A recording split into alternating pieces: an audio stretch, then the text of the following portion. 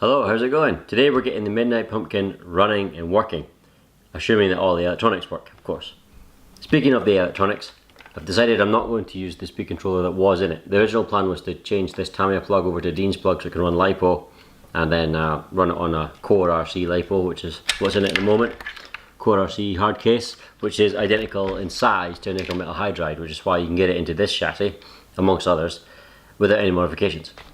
This Tamiya speed controller, the TEU105BK, is not LiPo compatible. I mean, you can run a LiPo on it, but you need an external buzzer, a low voltage buzzer, which is fine, it's not a problem. But, see the balance plugs here, which is what you use for a buzzer, right there. So I need to stick the buzzer on the outside of the chassis somewhere, which isn't great really. And also, because these chassis, this and the lunchbox, are so well, it's all about wheeling. It's not just prone to wheeling, it's constantly wheeling. There's a big voltage drop every time it wheelies, and you'll probably find that it'll beep basically every wheelie, and that'll just be annoying. And they're not great, so I don't really want to expose them to the outside. If I was going to use them on an RC model, I've used buzzers on a few things. They're usually inside the shell, so they're mostly protected from grit and gravel and wet and all the rest of it, mud.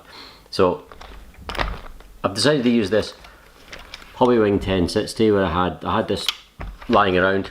I can't remember where I got it or what I got it for. It might have been the one that was in that FTX comment. I think it probably was.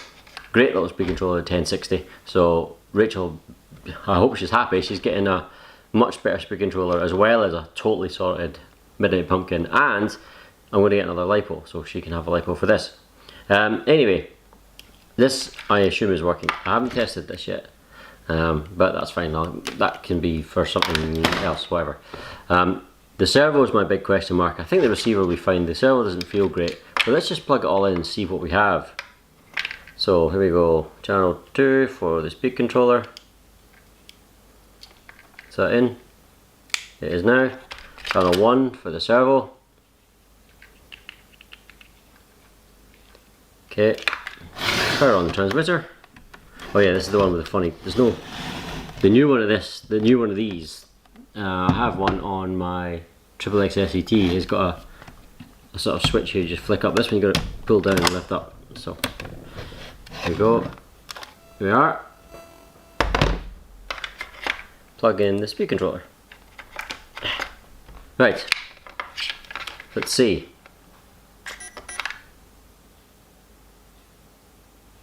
Something's not happy. Ooh, something's not happy. Channel 2, speed controller. Correct. Channel 1. Correct. Huh, it just binded there. Did you hear it bind? Okay. Does the motor work? Yes, but it's backwards.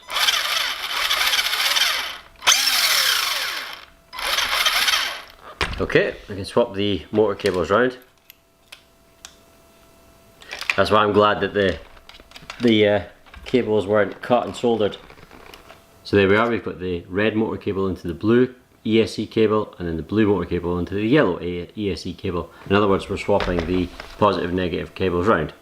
And in case you don't know, the reason you do that is some chassis require the motor to spin clockwise to go forward, and some chassis require the motor to spin anti-clockwise to go forward. So you don't know until you get to this point. Right, so let's power this up again, let's see if it binds. It did that time, okay. Do we have a working motor? I don't know what that delay was, you see that? To be fair, this is flashing and the batteries are a bit dodgy, so.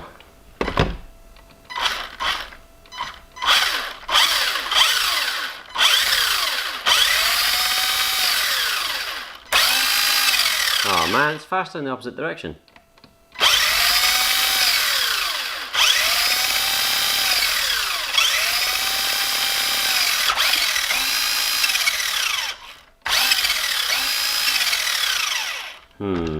I wonder if I can swap these back and then reverse it on the transmitter.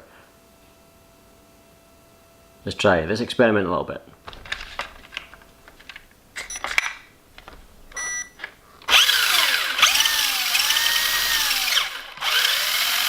Better. Right, much happier than that. That's weird because that was reversed previously on the transmitter. the way it was set with the old speed controller. So, what was that beep?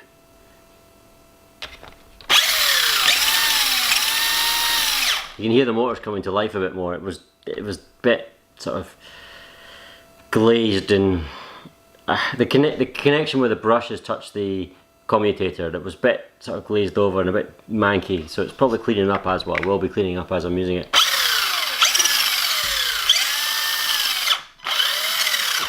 So that's good, that's working. What about the steering?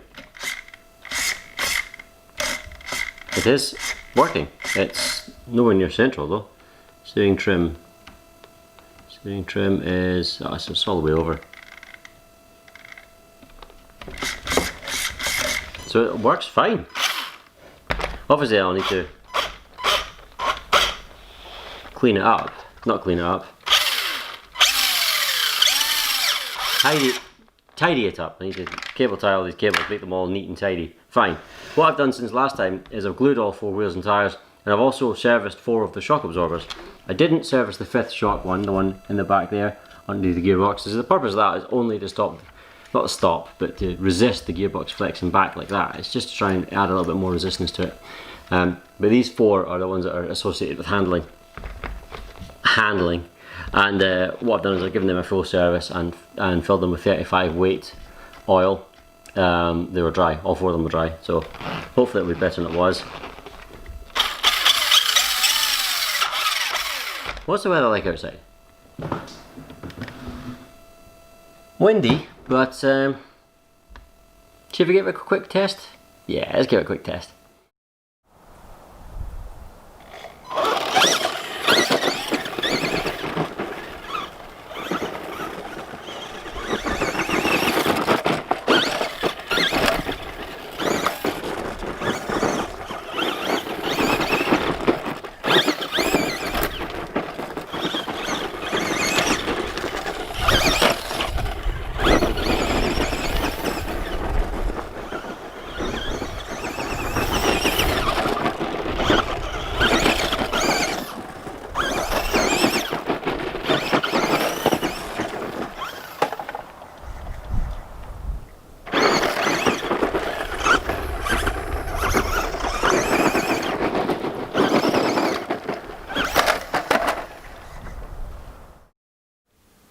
Right, so the only things this could do there were wheelie and fall over. So that's working properly, perfect.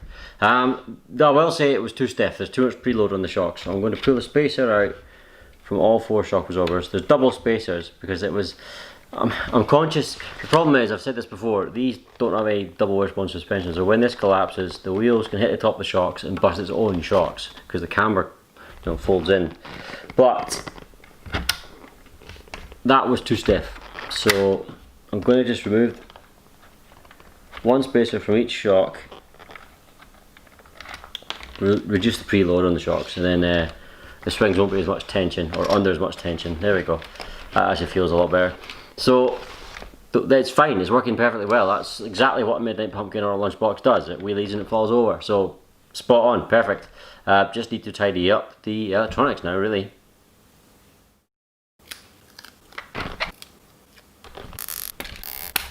And there we are. It's not incredible, but it's pretty neat. It's all we need for a little Midnight Pumpkin.